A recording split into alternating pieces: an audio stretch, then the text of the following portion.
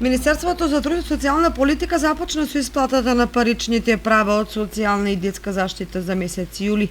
Почнувајќи од вчера, 4 август, се врши етапна исплата на гарантирана минимална помош, надоместок заради попреченост, надоместок за помош и нега од друго лице, надоместок на плата за скратено работно време, додаток за домување и на траен надоместок. Корисниците на парични права кои поседуваат дебитна картичка ќе може да подигнат готовина на банкоматите на банките, да ги користат средствата за безготовински плаќања во продажната мрежа или преку електронско и мобилно банкарство.